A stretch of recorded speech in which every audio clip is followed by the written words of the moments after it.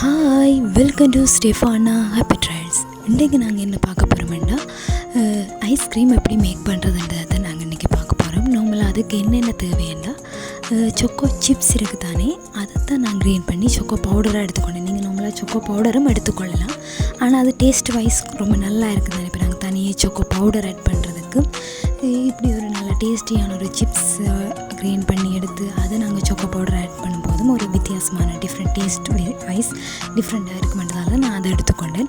அதோட அங்கர் பவுடரையும் நல்லா hot வாட்டரோடு mix பண்ணி எடுத்து சொக்கோ பவுடருக்குள்ளே மிக்ஸ் பண்ணி இந்த டெக்ஸ்சரில் எடுத்து நான் அந்த எடுத்த பிறகு அதை நார்மலாக மிக்சிக்குள்ளே போட்டு நான் என்ன ஃப்ளேவர் எடுத்துக்கொண்டேன் நான்டா காஃபி ஃப்ளேவர் மில்க்கையும் சுகரும் ஆட் பண்ணினான். ஆட் பண்ண பிறகு நார்மலாக அவங்களுக்கு பார்க்க தெரிஞ்சிருக்கும். அந்த டெக்ஸ்சரில் எடுத்த பிறகு அந்த மோல்ட்டில் ஊற்றினா, அது சிலிக்கான் மோல்ட்டுன்னு சொல்கிறது ஒரு டிசைனில் இருக்குது. அந்த மோல்ட்டில் ஊற்றி எடுத்து ஃப்ரீசரில் வச்சுட்டேன். ஃப்ரீசரில் வச்சுட்டு மார்னிங் வச்சு ஒரு ஈவினிங் போல் எடுத்தால் ஓகே வரும் ஐஸ்கிரீம். இதில் நீங்களும் மறக்காமல் இந்த ஐஸ்கிரீமை ட்ரை பண்ணி பாருங்கள், ரொம்ப டேஸ்ட்டாக இருக்குமெண்டு நான் உங்களுக்கு சொல்கிறேன்.